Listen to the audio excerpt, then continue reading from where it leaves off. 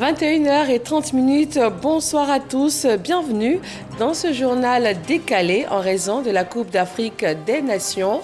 Voyons tout de suite les titres pour ce soir.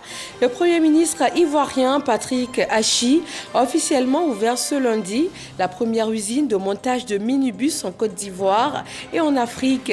Le Daily Ivoire, c'est ainsi qu'est nommé ce premier véhicule made in Côte d'Ivoire. Il peut être utilisé dans les transports en commun ou encore dans le domaine médical en tant qu'ambulance. Ces véhicules vont bientôt se retrouver sur nos routes comme la voie du Golfe qui est de nouveau ouverte après une vingtaine de jours de travaux de réhabilitation. En plus d'un pont de 4 mètres de hauteur, la voie est doublée et passe à 2 fois 2 voies.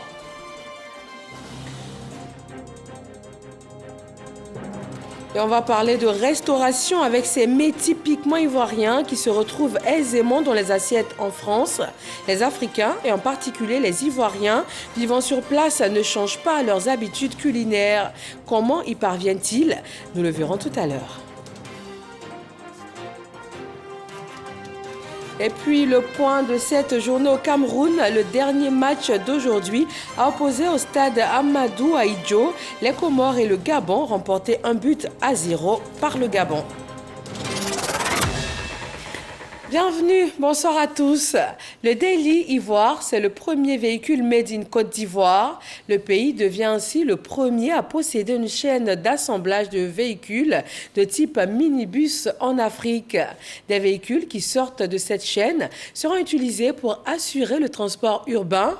Ils peuvent également devenir des ambulances, des camionnettes frigorifiques ou encore des navettes. Le Premier ministre Patrick Achi a ouvert ce lundi l'usine dans les entrepôt du transporteur urbain Sotra. Lancine Bakayoko. Des véhicules fabriqués sur place, ici en Côte d'Ivoire, à Koumassi, les premiers bénéficiaires, c'est eux, les transporteurs. Avec un véhicule neuf, vous rentabilisez beaucoup plus rapidement l'investissement que vous avez fait. En dévoilant la plaque inaugurale de cette unité de montage de véhicules, le Premier ministre Patrick Achi appuie sur un des leviers qui va accélérer la transformation structurelle de l'industrie automobile en Côte d'Ivoire. Cette unité de montage est dotée de technologies de dernière génération. Elle permettra la création de 500 emplois directs dans nos ateliers. Cette usine d'assemblage offre un potentiel de production annuel de 1000 minibus de 18 à 26 places, configurables selon le besoin. En véhicule de transport de personnes, c'est un véhicule de 22 places qui peut être utilisé comme baca, comme une navette pour les hôteliers, comme un car de transport d'élèves par les écoles, comme un véhicule de ramassage du personnel par les entreprises.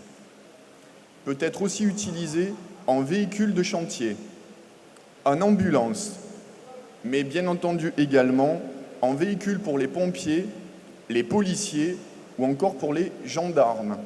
Ces véhicules utilitaires qui coûteront 30% moins cher que les engins importés viennent donner un coup de vitesse à la politique de renouvellement du parc automobile ivoirien. Nous avons, grâce aux réformes entreprises depuis 2018, enregistré un accroissement des ventes de véhicules neufs de 20% l'année pour atteindre 26% en 2020 et 56% de croissance de mise en circulation de véhicules neufs en 2021, selon la Direction générale des douanes. En 2021, plus de 23 000 véhicules neufs ont été vendus sur le marché ivoirien, mais l'offre demeure toujours insuffisante. Preuve de cette embellie du marché, le carnet de commandes au niveau de la nouvelle usine affiche déjà complet jusqu'en 2024. Une seconde ligne de montage devrait être installée à partir de 2022. L'ampleur des défis à relever dans le domaine de l'industrie automobile commande que ce genre de partenariat soit renforcé avec d'autres constructeurs pour des projets similaires afin de permettre à notre pays de réaliser ses ambitions en matière de développement de l'industrie automobile. Cette chaîne d'assemblage de véhicules de type minibus symbolise l'aboutissement des efforts du président Alassane Ouattara en matière de densification du tissu industriel de Côte d'Ivoire. Avec cette inauguration d'une usine d'assemblage automobile consacrant la montée en puissance du Made in Côte d'Ivoire, nous montrons le chemin, nous ouvrons la voie, nous consacrons la vision du président de la République pour une industrie ivoirienne plus dynamique et conquérante, levier d'une prospérité et d'une solidarité toujours plus forte. À nous, tous et toutes, désormais d'agir dans chacun des champs de notre action gouvernementale pour que 2022 soit l'année d'une industrie ivoirienne toujours plus tangible, toujours plus crédible, toujours plus visible. Les minibus fabriqués à Koumassi seront commercialisés en Afrique de l'Ouest et du Centre dans un premier temps et dans toute l'Afrique ultérieurement grâce au réseau de distribution de la société Iveco. Et ces minibus vont très bientôt se retrouver sur des voies comme celle de la Riviera Golf, fermée pour travaux depuis le 23 décembre dernier. Elle est de nouveau accessible. Les automobilistes et usagers peuvent y circuler librement et surtout sans embouteillage car elle s'est élargie. De 2 fois une voie, elle passe à 2 fois 2 voies. Marie-Ange Kouakou et Jean-Luc Mangbo. Il est exactement 9h10 ce lundi matin. Un jour de travail où des véhicules circulent librement sur la voie de la Riviera Golf sans bouchon. Fermée depuis le 23 décembre dernier pour travaux, cette voie est enfin accessible depuis ce matin. Un grand bonheur pour les riverains et automobilistes de cette voie qui a longtemps été impraticable. Ici, c'est ma route préférée. Du 1er au 31, c'est ici que je passe pour aller au travail. J'habite à Gonzac. Mais franchement, la voie là, vraiment, c'était pas facile. Il y avait vraiment de gros embouteillages. Quand tu veux sortir de chez toi, il faut se lever tôt. Avec l'état de la route aujourd'hui, vraiment c'est la première fois que je passe ici, depuis qu'ils ont bloqué, parce que moi j'habite tout près là. Je suis vraiment content. Cette initiative pour agrandir le goudron vraiment nous a fait du bien. Ça nous permet de pouvoir rentrer facilement et puis sortir facilement. Donc nous voulons dire merci à toutes ces personnalités qui vraiment sont mises pour pouvoir faire ces choses. Nous voulons vraiment leur dire merci. Pour ce chauffeur de taxi, cette nouvelle voie va lui permettre de faire une meilleure recette. Avant, c'était vraiment un calvaire. Voilà, c'était vraiment pas accessible. On pouvait facilement faire 1 heure juste pour traverser. Mais aujourd'hui, c'est pratique, c'est très bien. Nous qui travaillons dans la zone Cocody avec cette voie-là, en tout cas, c'est facile de pouvoir joindre nos recettes et puis trucs quoi. En tout cas, c'est bon. Ce projet qui s'inscrit dans le programme du gouvernement rentre dans le cadre de la réalisation de l'autoroute périphérique Y4, devant permettre de rejoindre l'autoroute du Nord sans passer par la baie du Banco à Yopougon. On en sait un peu plus sur les causes du lourd bilan de l'incendie qui a endeuillé la ville de San Pedro le week-end dernier, alors que les éléments des sapeurs-pompiers civils alertés arrivaient sur les lieux de l'incendie. Ils ont été accueillis par des projectiles, les obligeant à rebrousser chemin. Bilan, 4 éléments blessés, dont 2 cas sérieux. Le préfet de région y est allé exprimer la compassion du chef de l'État et du gouvernement à la famille endeuillée. Il a déploré également ces actes d'incivisme. Sam Conan. Le préfet des régions, Ousmane Koulibaly, à la tête d'une délégation pour exprimer la compassion du gouvernement à la famille Taïrou. Une famille éplorée qui a perdu 9 de ses membres dans un violent incendie dans la nuit du samedi à dimanche. Alors, le gouvernement nous a dépêchés avec tous les élus pour venir présenter sa compassion à la famille éplorée. Ça a été un drame, un incendie qui a décimé une famille. En tant qu'élus, nous allons pouvoir nous concerter et puis essayer aussi à notre mesure d'apporter un appui. Selon le préfet des régions, le bilan de l'incendie s'est alourdi du fait de l'incivisme des populations. Les sapeurs-pompiers civils ont été pris à partie alors qu'ils s'apprêtaient à intervenir. On a essayé d'appeler les pompiers, ils ne sont pas venus. Bon, il n'y avait pas de solution où il faut éteindre le feu. C'est tardivement que nous avons été alertés. Mais nous nous sommes rendus sur les lieux. Et arrivés sur les lieux, on a été pris à partie par la population disant que c'est maintenant qu'on arrivait.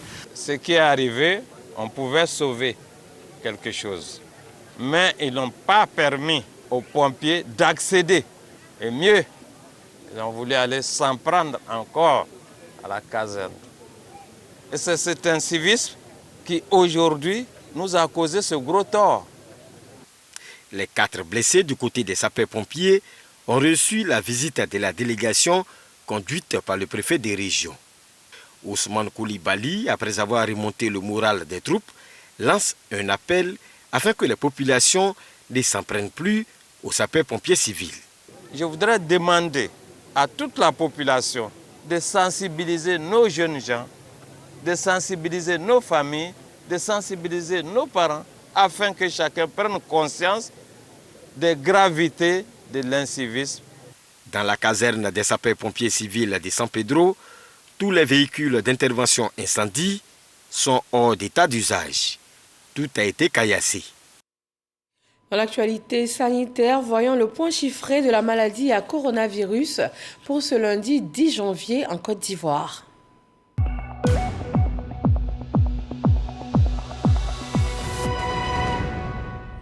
Le ministère de la Santé a compté aujourd'hui 228 nouveaux cas de Covid-19, 2767 personnes déclarées guéries, 3 décès, 6912 cas encore actifs à ce jour dans le pays. En termes de vaccination, 7 374 947 doses ont été administrées. Et cette lutte contre la Covid-19 implique tous les acteurs de la santé. Le Programme national de lutte contre les maladies métaboliques a sensibilisé les organisations non gouvernementales à se faire vacciner. Le bien fondé de la vaccination pour les personnes porteuses notamment de maladies chroniques leur a été expliqué. Le point avec Salima Toudia. Il ne cessera de le dire, la Covid-19 ne rime pas avec les maladies chroniques telles que le diabète.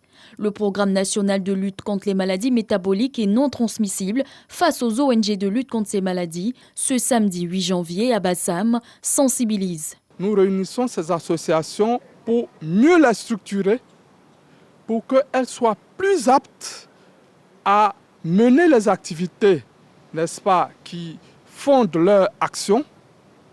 Ensuite, ces associations ont été briefées par des experts sur l'importance de la vaccination anti-Covid, sur la qualité des vaccins, sur l'innocuité des vaccins. Et surtout dans le contexte où ce sont les patients porteurs de maladies chroniques qui sont les plus vulnérables à ce virus-là. Mais de façon paradoxale, en Côte d'Ivoire, il n'y a pas jusqu'à présent une grande affluence de ces patients-là parce qu'ils ont peur de se faire vacciner. Nous faisons en sorte que les associations de patients, les ONG, s'impliquent davantage. Selon le directeur coordonnateur du programme, les lignes bougent de façon positive grâce aux effets de la sensibilisation. Surtout dans le contexte de Covid-19, il était important, à l'occasion donc de cette journée, de fédérer toutes les organisations de lutte contre les maladies chroniques non transmissibles de Côte d'Ivoire pour qu'elles puissent se mettre en action ensemble, pour qu'il y ait une synergie d'action pour lutter contre ces maladies non transmissibles.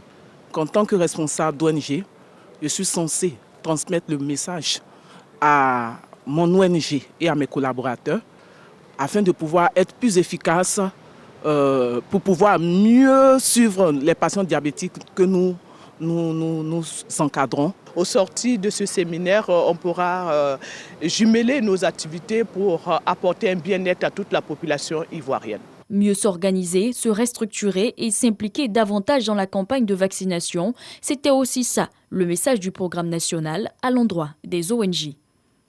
Dans la filière coton, les efforts pour accroître la productivité se multiplient. Afin de booster le rendement du coton ivoirien, l'organisation interprofessionnelle agricole de la filière coton, l'Intercoton, met l'accent sur la semence. Direction des villages semenciers dans le nord de la Côte d'Ivoire avec Soro Corona. La production nationale du coton ivoirien était de 412 000 tonnes en 2017. Cette production a atteint les 550 000 tonnes l'année dernière, un rendement qui hisse la Côte d'Ivoire du coup au rang de deuxième pays producteur africain. Cette hausse de la productivité de l'or blanc ivoirien est du fait des efforts consentis par les acteurs de la filière pour améliorer la qualité de la semence.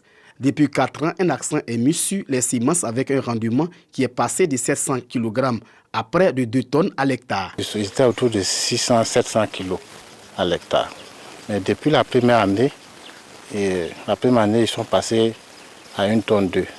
La seconde année, 1 tonne 3. Nous envisageons même cette année, si Dieu nous fait grâce avec le temps, on veut au moins 2,5 tonnes. Dans le bassin cotonnier ivoirien, plusieurs villages sémenciers ont vu le jour pour toujours accroître le rendement du coton à l'hectare. Sans la semence, là, il n'y a pas coton.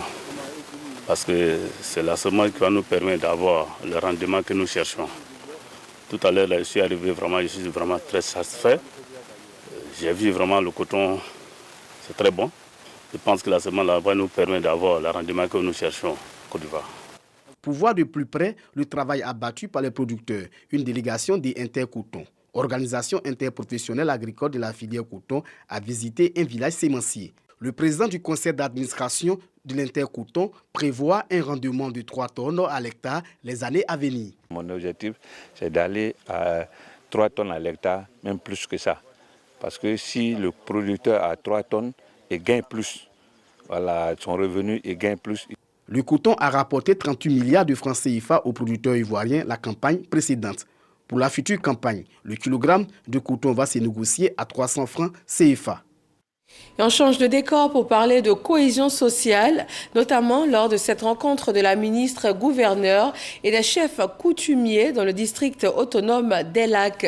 Les deux parties ont renouvelé leurs engagements pour le maintien et le renforcement de la cohésion et de la paix. Soro Corona.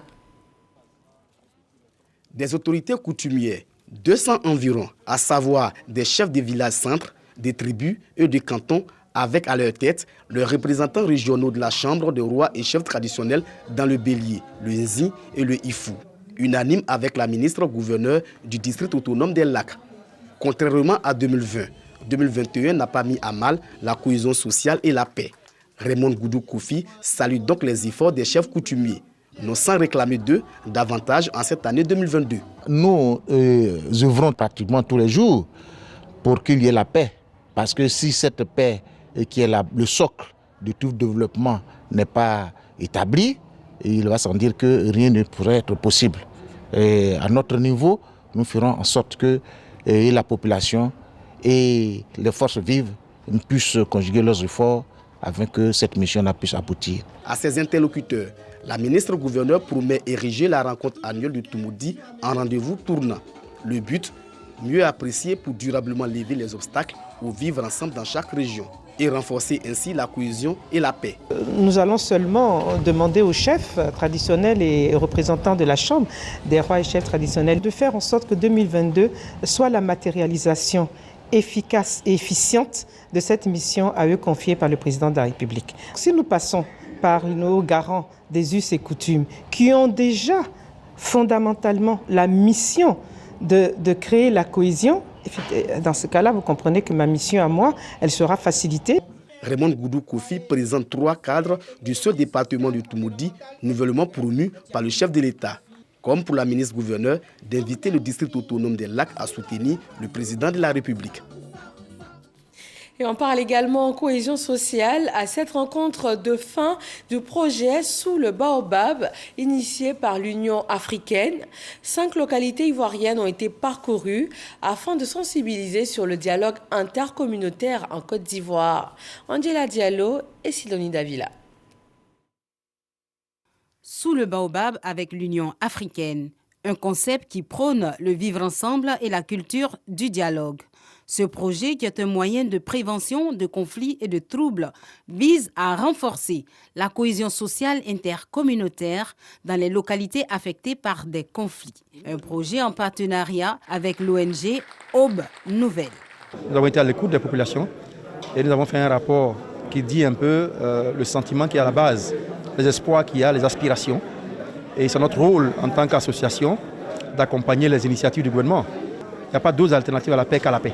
Sous le Baobab avec l'Union africaine, un projet novateur qui vient soulager les jeunes. Nous soutenons cette initiative et nous continuerons à travailler sur le terrain pour que les populations ivoiriennes vivent en bonne symbiose pour le développement de la Côte d'Ivoire.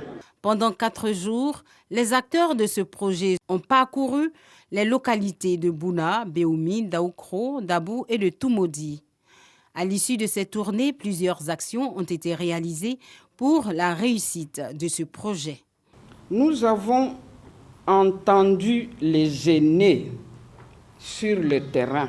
Nous y avons déployé des équipes d'experts. Il s'agissait de contribuer à la relance alors imminente du dialogue politique en vue d'asseoir les fondements d'une réconciliation définitive. L'Union africaine compte poursuivre son combat pour freiner les conflits qui règnent dans la sous-région sous le baobab. Le baobab en Afrique est le symbole de la tradition, de la médiation et de la vitalité communautaire. Même objectif de paix pour la Fédération des associations féminines de Zieunula dans le centre-ouest de la Côte d'Ivoire. Elles ont décidé d'une journée de réconciliation et de cohésion, une initiative qui ramène la sérénité dans la localité. Franck Quadio. Elles ont décidé de fumer le calumet de la paix et cela a raison. À Zieunula, les activités de la Fédération des associations et coopératives de femmes étaient à l'arrêt. La raison, des querelles de leadership et ce durant une année. Les femmes ont finalement décidé elles-mêmes d'œuvrer en faveur du développement et cela est réaffirmé au cours de cette cérémonie de réconciliation et de cohésion sociale. Nous encourageons cette initiative. Nous avons besoin de nous mettre ensemble pour permettre à notre département et surtout au peuple gourou d'aller de l'avant. La Fédération des femmes de Zieunula et l'association Lumière de Zieunula regardent désormais dans la même direction et cela à la grande satisfaction des forces vives de la région. Alphonse Seibi s'est réjoui de la démarche. Aujourd'hui, nous sommes là pour mettre les dames ensemble et demain, ce sera l'union des hommes aussi. Parce qu'elles nous ont montré le chemin qu'on va avancer et qu'on se mette ensemble au chemin de notre Dieu. À Alphonse Seibi de rappeler les actions de développement entreprises par l'État de Côte d'Ivoire en faveur de la localité, une 60aine d'écoles primaires et 16 collèges de proximité en perspective, propos retirés par l'autorité administrative. Le secrétaire général de préfecture de Zieunula, Makene Menwe Gilbert, qui a exhorté les populations à privilégier le travail dans l'union et la cohésion. Elles ont aussi prié pour la cohésion et la paix en Côte d'Ivoire. Les femmes des communautés catholiques des diocèses d'Agboville et de Yamoussoukro se sont rendues à la basilique Notre-Dame de la Paix à Yamoussoukro, un pèlerinage qui leur a permis de se consacrer à la prière et à l'adoration. Charles Tatou. Les femmes catholiques des diocèses d'Agboville et de Yamoussoukro en pèlerinage chaque année à la basilique Notre-Dame de la Paix à la rencontre de Jésus-Christ en vue de l'obtention de sa grâce et son Saint-Esprit, véritable boussole pour la bonne conduite dans toutes les actions à entreprendre. Comme l'exhorte le pape François, les femmes catholiques doivent s'engager aussi bien dans les responsabilités pastorales que dans l'accompagnement des personnes, des familles et des groupes, puis dans la réflexion théologique. Au moins une fois dans l'année, nous puissions quand même nous retrouver ici pour prier, surtout confier notre pays, la Côte d'Ivoire, au Seigneur par l'intercession de Notre-Dame de la Paix, la Vierge Marie, la maman de Jésus, pour qu'elle intercède auprès de lui. Cette année, elles ont eu droit à des enseignements sur la foi, l'amour et les œuvres de Dieu. Le communicateur du jour, Monseigneur Alexis Touabli-Youlo, évêque du diocèse d'Agboville et administrateur du diocèse de Yamoussoukro, a mis l'accent sur l'importance des femmes unies au Christ et vivant l'amour fraternel, avant de les inviter à œuvrer dans la ferveur pour une société plus juste, transformée et productrice. Vous avez une mission de plus en plus déterminée à accomplir pour bâtir un monde nouveau, un monde où l'homme ne sera plus un loup pour l'homme, mais un frère. La messe qui a suivi a permis aux pèlerines de faire une quête spéciale en faveur du grand séminaire Saint-Pierre de Dalois. Un autre type de pèlerinage du 1er au 7 août 2022. Le festival de la route des reines et des rois va partir d'Abidjan pour traverser les villes de Yamoussoukro, Bouaké, Odiéné, Korogo et Ferké. L'apothéose se fera à Kong le 7 août. La conférence de presse des initiateurs de ce festival avec Isaïo. Et revoilà le festival de la route des reines et des rois. Après 10 ans d'interruption, le professeur Amois Urbain remet en selle le festival de la valorisation de nos us et coutumes. À travers le continent, il faut donner une place de choix à la royauté. En 2009 déjà, parlant de ce grand projet avec le président Alassane Ouattara, il a indiqué que lui-même, fils d'empereur, il ne pouvait qu'adhérer à un tel projet. La 11e édition de ce festival sera, une fois de plus, l'occasion pour le professeur et son équipe de sillonner des villes du centre et du nord de la Côte d'Ivoire. Un festival au service du tourisme intérieur. L'étape de Yamoussoukro va nous amener encore à nous interroger sur la nécessité de faire du palais du président Houphouët-Boigny un musée analogue à celui de Versailles. Car quand vous y entrez, il y a de la matière. Le promoteur du festival de la route des reines et des rois se réjouit de la création de la Chambre des rois et chefs traditionnels par le président de la République, Alassane Ouattara. Toutes choses qui favorisent la diplomatie coutumière en termes de règlement des conflits. Pour ce faire, il annonce un hommage au chef de l'État en sa qualité d'homme d'État. Une marche qui partirait de l'Assemblée nationale jusqu'à l'hôtel de ville et, si le président le permet, jusqu'au palais présidentiel pour aller remettre le message des rois et chefs d'Afrique au président Alassane Ouattara. Sortant de là, nous prenons la route Yamoussoukro, Bouaké, mais avant d'arriver à Bouaké, nous allons faire bifurquer légèrement vers Ndranoa Akawa, où se trouvent les reliques de la reine Abrapoko, mais que nous ne connaissons pas véritablement. Après Bouaké, nous nous retrouverons à Katiola, une autre réalité socio-culturelle, pour nous retrouver à Odiéné. Odiéné, qui est une autre réalité socio-culturelle. On se retrouvera à Korogo avant de nous retrouver à Ferké. Quand on arrive à Kong, alors c'est vraiment l'apothéose. Le président de la République devrait être célébré comme tel. Le festival de la route des reines et des rois s'ouvre le 1er août 2022 à Abidjan et prendra fin le 7 août à Congo. Ce festival sera également l'occasion pour le président de l'université, Charles-Louis de Montesquieu, de proposer la création de la chambre des guides spirituels et leaders religieux. Une autre rencontre culturelle nous conduit cette fois dans la région du Poro. Le village de Ponvogo, à 15 km de Korogo, abrite le festival de Ponvogo. La 7e édition vient de se tenir sous le thème « La culture, facteur d'autonomisation de la femme en pays sénoufo ». Mahama Traoré. 4 jours de festival au rythme du balafon.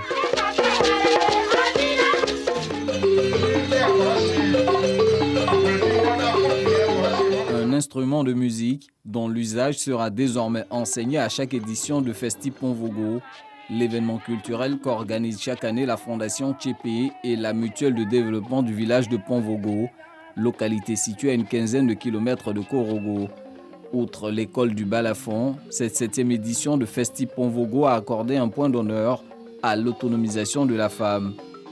Nous attendons que nos braves dames, leaders que nous essayons de former, puissent enrôler d'autres dames qui sont dans les différentes coopératives, de sorte qu'il y ait en fait une croissance explosive en termes donc, de développement et de la lutte contre la pauvreté. Occasion de réjouissance culturelle, Festi Ponvogo se donne désormais une dimension spirituelle. Cette année, les organisateurs ont initié des prières œcuméniques. Nous avons procédé à l'adoration des génies, des rituels au bois sacré. Puis est venu donc un jour que nous avons consacré aux religions révélées. Nous avons une grande lecture coranique et en plus, nous avons fait une veillée religieuse d'obédience catholique. Festi-Ponvogo rime avec les actions de développement. Ainsi, ce 7e rendez-vous culturel a vu le lancement des émissions de Tchépé FM, la radio rurale de Ponvogo. La sage-femme et l'infirmier devant exercer au centre de santé du village ont aussi été présentés au grand public. Sans oublier les mets de la région qui ont aussi été mis au devant de la scène le temps de ce festival. De manière plus générale, la cuisine ivoirienne qui s'exporte bien. Près d'1 million d'Africains vivant en France, dont environ 100 000 Ivoiriens, y ont exporté leurs habitudes alimentaires. Vivre en France et manger comme à Abidjan, comment cela est-il possible? Comment ces Ivoiriens expatriés se procurent tous ces produits du territoire ivoirien? Des réponses dans le reportage de Sam Conan et Sephora Zegui. Regardons. Paris, 18e arrondissement, Château-Rouge. Une petite Afrique où l'on trouve des produits exotiques. Dans cette ruelle se trouve Koyaka Market, une boutique de produits typiquement ivoiriens. Arrivé en 1992 en France, Abi et son époux se lancent dans la commercialisation de vivriers avec 10 000 €, soit 6 560 000 francs CFA. L'idée est venue de mon mari et son ami Hubert, qui est un Français. Son objectif était au fait d'aider nos cultivateurs, nos parents qui sont là-bas. Koyaka Market pour faire allusion au groupe ethnique dont ils sont originaires. Ne pas se méprendre cependant, dans ce magasin, on trouve des produits venant de toutes les régions de la Côte d'Ivoire. Atiéké de Dabou, igname de Bondoukou, maïs de Séguéla et même le traditionnel pur joie, le pois à lavement. J'ai des produits qui viennent de Kourougou et le placali qui vient du Beaunois. J'ai les graines pilées qui viennent de Divo. Vendre du Made in Côte d'Ivoire en France, une affaire qui rapporte gros, mais qui n'est pas sans difficulté. Nous avons des soucis sur l'aubergine, gnagna, korombo, piment par rapport au dosage d'engrais. La France ne veut pas de ces produits parce qu'ils ne respectent pas les normes indiquées. On demande au ministère de la Culture de penser à nous par rapport à ça. Après leur positionnement, les promoteurs de ce business voient grand, créer de l'emploi direct en Côte d'Ivoire. Avec ce que nous avons créé ici, ça nous a permis de créer une société en Côte d'Ivoire qui aide nos frères et sœurs à pouvoir travailler à leur compte et qui nous permet de vivre ici. Consommer ivoirien en France passionne toutes les nationalités. Si Abdoullah, marocain, a un penchant pour les épices, Alassane, sénégalais, préfère la cape rouge, pêchée dans les eaux ivoiriennes et le riz local. J'ai pris ces choses-là et j'ai fait des autres choses africaines, mélange africain-marocain et comme ça. Je viendrai de temps en temps chercher mes produits ici. Il y a plus de 4 ans, c'est là où je fais mes courses. J'achète tout. J'aime bien aussi certains produits ivoiriens. Aromali déjà de 1. C'est un riz, je consomme 2 sacs par mois. C'est des produits qui arrivent aussi dans un état comme en Côte d'Ivoire. Ça se conserve très bien aussi. Je l'ai connu ici dans ce magasin de tilapia rouge. Et depuis que j'ai connu ce tilapia rouge, je ne prends plus de tilapia noir. Rosine, cette autre Parisienne qui a le cœur qui balance entre la Côte d'Ivoire et la France malgré son adaptation, reste scotchée à la cuisine ivoirienne. Ça, c'est mon petit rituel. Tous les week-ends, je vais faire goûter un peu ce qui vient de chez moi à mes enfants. Moi, je suis française, mais d'origine ivoirienne. Je ne peux pas m'en passer. Je vais beau manger européen, mais parfois, il faut que je me retrouve dans mes origines. Donc, je ne peux pas arrêter. Voyant le succès de leur business, les Fofana ont eu l'ingénieuse idée d'ouvrir un restaurant pour les petites bourses à 2 pas de la boutique. Le gérant n'est autre que leur fils aîné Mohamed. Il nous raconte l'histoire de la création du restaurant. Dans le quartier, il n'y avait pas de restaurant ivoirien de manière générale. On a plutôt beaucoup de restaurants sénégalais qui sont juste en bas de la rue. Donc nous, on a eu l'opportunité d'avoir un magasin à côté. On s'est dit pourquoi ne pas créer un restaurant ivoirien avec des produits ivoiriens, foutou banane, placali, tout ça, à bas coût. Du coup, ça fait que aujourd'hui, le concept fonctionne. Avec l'avènement de la Covid-19, les restaurateurs français ont dû se plier aux exigences des autorités sanitaires. Et Mohamed n'y a pas échappé. On n'a plus le droit de manger sur place, à condition que les gens présentent des passes sanitaires. Donc pour pallier à ça, on exige maintenant que les gens fassent que les emporter. La restauration en France, une énorme tâche. Mohamed fait 14 000 € de chiffre d'affaires par mois, soit plus de 9 millions de francs CFA. Il ambitionne de restructurer son affaire. La demande elle est grande, donc l'idée c'est d'avoir un grand magasin, un grand restaurant, pour que les gens soient plus à l'aise et puis pour que on puisse satisfaire les clients convenablement. Certains quartiers de Paris, tels que Château-Rouge, vivent et vibrent au rythme de l'Afrique. En plus de Koyaka Market à Château-Rouge, d'autres enseignes existent. Il s'agit notamment de Dabou, de Grand Bassam ou encore Marché Gouraud qui nous ont refusé l'autorisation de filmer. Qu'il s'agisse de commerce de produits exotiques ou des restaurants, la Côte d'Ivoire est bien positionnée en France, notamment en région parisienne. Et voilà, nous rentrons de la France et vous vous en doutez, le sport occupe une bonne place dans ce journal. Direction donc le Cameroun pour la CAN. Le Sénégal s'est imposé face au Zimbabwe pour la première journée de la phase de groupe. Sadio Mané a permis à son équipe de venir à bout des Zimbabwéens sur un penalty. Arsène Kouassi et Patrick Dadier. Finaliste malheureux de la dernière édition de la Coupe d'Afrique des Nations, le Sénégal ne vise rien d'autre que le Graal dans cette phase finale. Pour leur entrée en lice, les Lions du Sénégal tenus en échec durant de longues minutes par le Zimbabwe, les coéquipiers de Sadio Mané ont semblé peu inspirés. Un manque de rythme qui s'explique en partie par une forte chaleur au coup d'envoi, mais aussi par le manque de préparation des deux équipes et les absences de part et d'autre liées au Covid. Mais le Sénégal a finalement réussi à arracher la victoire au bout du temps additionnel grâce à un pénalty transformé par Sadio Mané. Une victoire étriquée qui permet toutefois aux Lions du Sénégal de prendre provisoirement la tête du groupe B. Pour son entrée dans la CAN, le Maroc est venu à bout du Ghana, 1-0. Dans le même temps, la Guinée a dominé le Malawi, 1-0, grâce à un but d'Isiaga Silla et rejoint le Sénégal en tant que co-leader du groupe B. Arsène Kouassi et Jean Silver.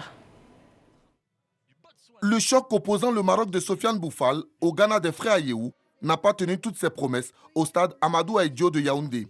Les Marocains ont eu le contrôle du ballon au cours des 45 premières minutes sans réussir à déstabiliser le bloc ghanéen bien en place. Finalement, pas grand-chose à retenir avant la pause. En seconde période, le Maroc et le Ghana repartent sur les mêmes bases. Il a fallu attendre les 20 dernières minutes pour voir Inti cadrer quand Pensil a contré Bounou, le portier des Lions de l'Atlas, a réalisé une somptueuse claquette.